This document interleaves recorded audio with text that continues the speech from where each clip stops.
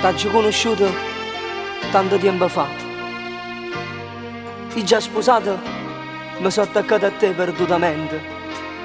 Eppure tu ti sei attaccato a me.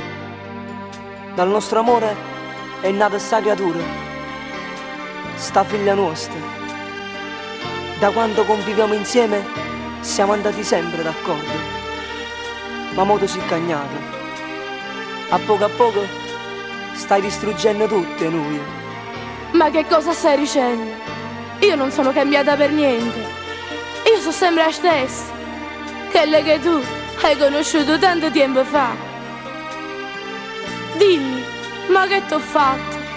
In che cosa sono cagnato? È già da tanto tempo che sei cagnata tu. Dai retta che sia kill, non ti sopporto più. Mi sento un po' tradito e non mi piace che dai confidenza ad altri, sto fatto non mi va. Si può continuare a vivere con me, cerca di allontanare a chi non piace a me. Se non può capire è meglio ce la sa,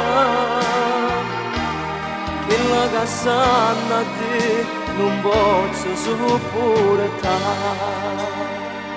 No, sono bugie. Sono solamente bugie. Se qualche volta mi sono fermata a parlare con qualche amico, non c'è mai stato niente di male. La mia amicizia è stata sempre sincera. Niente di tutto quello che pensi tu. Niente. Comunque, se non hai fiducia in me, puoi anche andartene. Io non ti trattengo. Ti dico soltanto che stai commettendo un grave errore. E adesso puoi anche andartene. No, mammina, non farlo andare via. Non voglio. Non voglio restare senza il mio papà. Papà mio. Oh basta cuore mio, non chiamerà papà. Non me ne vado via, io resto sempre qua. Vicino a te tesoro, insieme con mamma, voi siete la vita mia, facete abbracciare. Mo tu mi hai perdonato, se ho dubitato di te, non mi fa ragionare, sta gelosia sì. Io bene capo te, io sento sempre più.